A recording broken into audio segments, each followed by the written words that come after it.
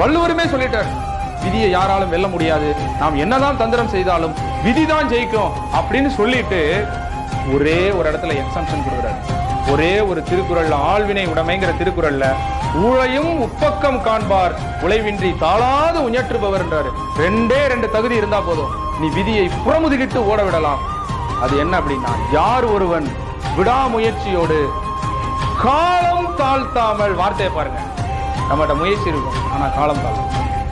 யார் ஒருவன் விடாமுயற்சியோடு காலம் தாழ்த்தாமல் முயற்சி செய்கிறானோ அவன் விதியையும் புறமுதுகிட்டு ஓட விடுவான்.